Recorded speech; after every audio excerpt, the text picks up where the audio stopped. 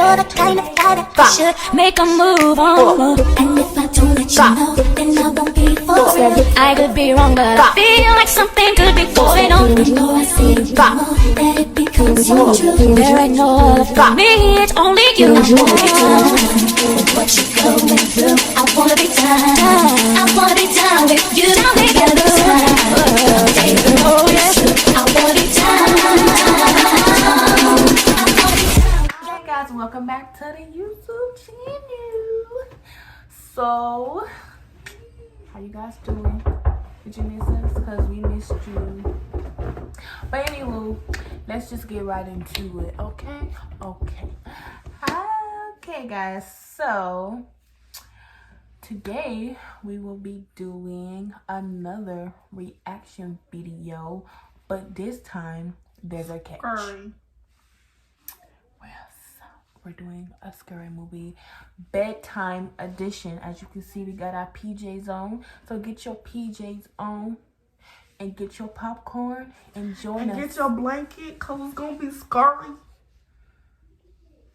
So yeah, let's just get right up into this video. Period.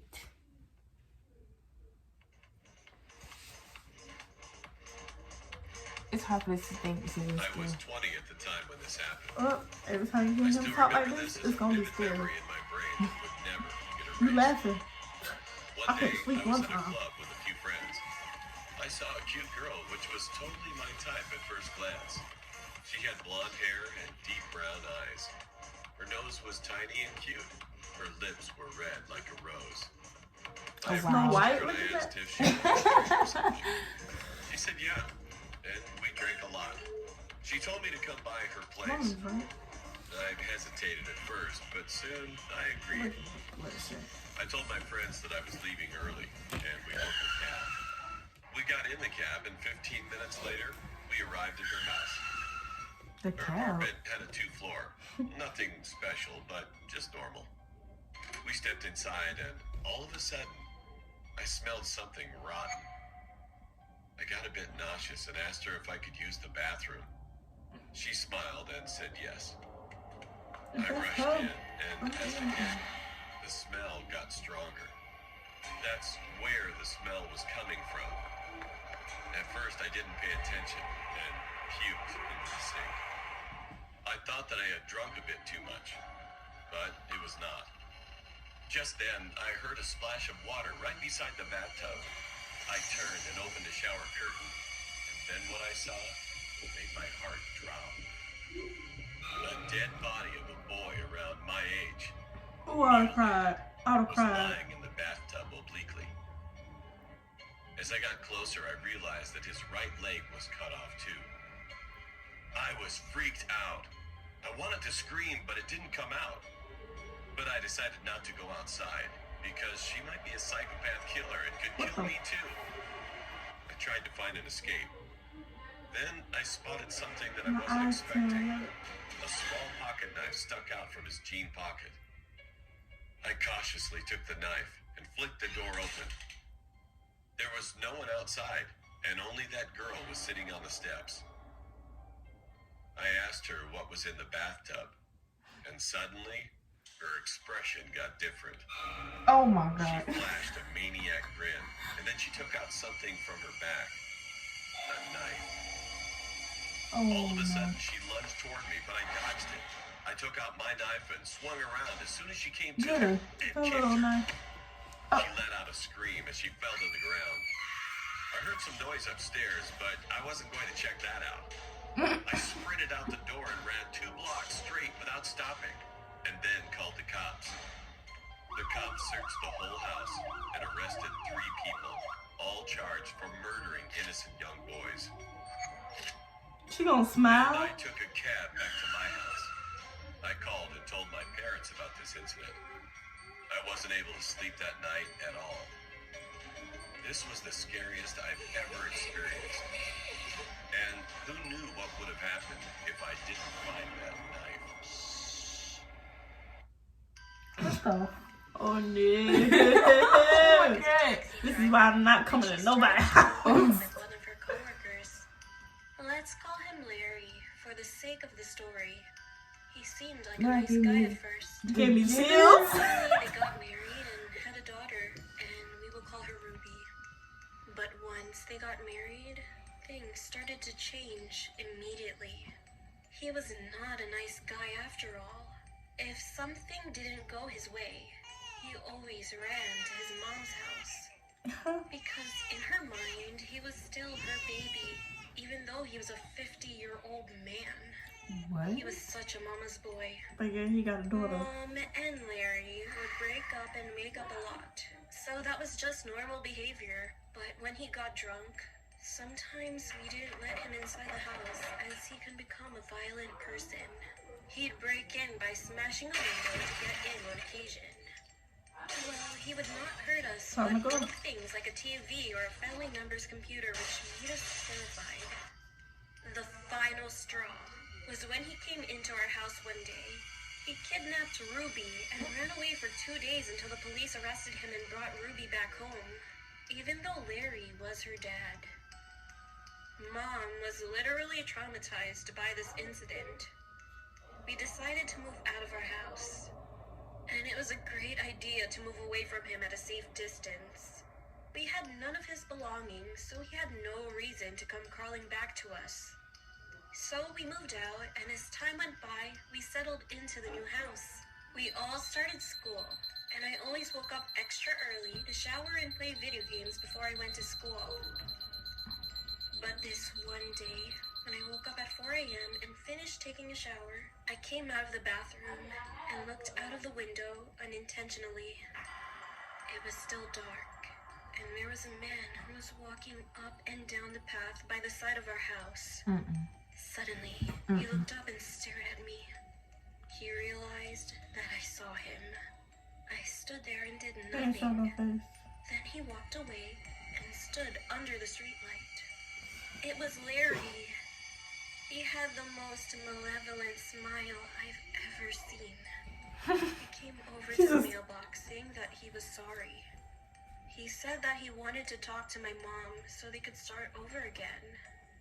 I ran to Mom and woke her up, but we decided to call the police instead of letting him inside. About 10 minutes later, the police came to arrest him. They found out that he drove a car while drunk and left it halfway up the road. And when they searched him, he had a surgical scalpel in his pocket. He told the police that it was just a joke, but no one believed him. That's it? Okay. That's kind of scary. When I was a kid, I was really into paranormal things such as ghosts and spirits, so I always got really excited for Halloween. On one Halloween, my parents took me and my brother to a ghost tour in the city. During the tour, we would visit real haunted houses, which were said to have some really violent ghosts. I couldn't be more excited. We arrived at the location for the tour meetup, an empty parking lot, but we were a bit early and nobody else had arrived yet. It was a chilly October night, so my parents decided that we should find a building to wait in until more people arrive. We walked over to the building that the parking lot was meant for, an old hotel, and entered the vestibule. We tried to fully enter the building, but we found that the doors leading to the lobby inside were locked. After a few minutes of standing around, I started to feel strange. A nauseous feeling had swept my stomach. Goosebumps ran up and down my arms, and a piercing feeling of being watched was stabbing, almost burning my back. Looking around, it was obvious that me and my family were the only ones inside the vestibule. The lobby of the building was also devoid of people. Once we saw people enter the parking lot, we left, and I felt better. And after that, I was shocked to see the first place we stopped on the tour was the building my family had been waiting in.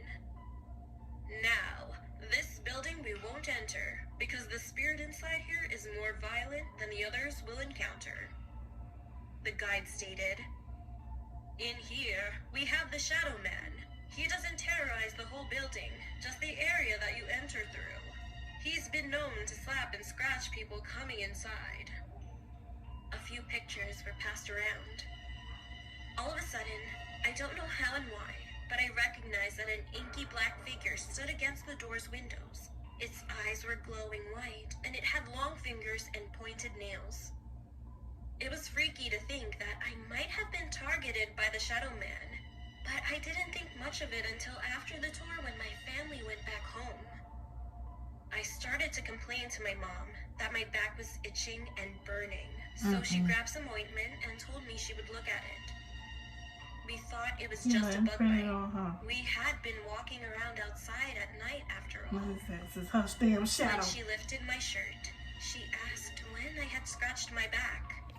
Oh, I told no. her I hadn't. She took a picture on her phone and showed it to me. I was met with a long red scratch leading from my shoulder to the middle of my back. The skin on my back was a shade of red, like a rash. Me and all of my family. Oh my couldn't God, I say know. anything, but just turned No, back you straight to our lying. house. The Shadow Man had got me.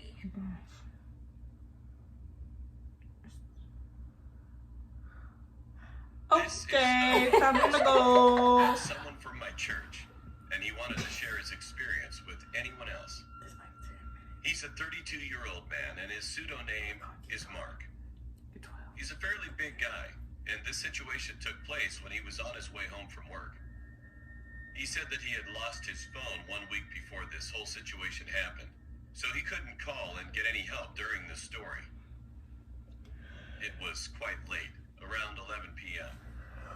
He had finished work and was walking to a taxi stop location, and when he got there, a few people were standing around waiting as well. After about 2 minutes, he noticed that there was a minivan approaching. Usually, minivans are cheaper than taxis, and he felt tired that day, so he decided to take the minivan. He sat on a seat, and there was a young boy seated in the passenger side next to the driver, who was collecting the fare. And then, 2 other boys who looked like teenagers also boarded the minivan and sat in the seats in front of him. Once the minivan took off, after about 5 minutes, the boy asked if they would like to drink some Coke. The boys accepted and started drinking. And they also gave it to Mark.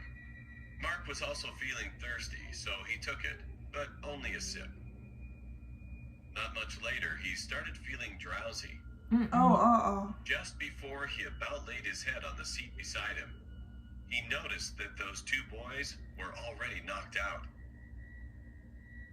After he laid his head down, he heard noises coming from the back seats. 2 people were talking in a different language. The car was passing a big signboard that showed Crest Chicken Farm. And then he finally passed out. When he got up, he found himself inside a big shed-like barn, and there were some tools on a big table. He was on the floor, and the other 2 teenage boys were laying next to him. He still felt a bit drowsy, but he managed to get himself up as he was looking for an escape.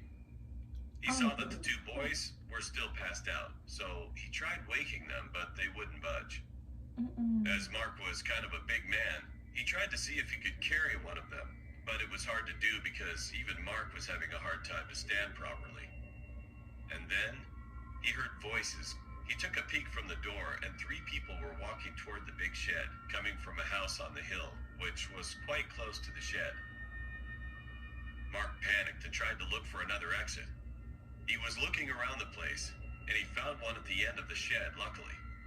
He approached quietly and escaped as fast as he could. At this point, his vision was all blurry, but he managed to find a fence door and unlocked it. He heard the people shouting, but he ignored. He just kept on running. When he finally reached his house, it was early morning, around 5 a.m. His wife was up all night waiting for him and ran out the front door as soon as she saw him. He collapsed and slept for almost the whole day.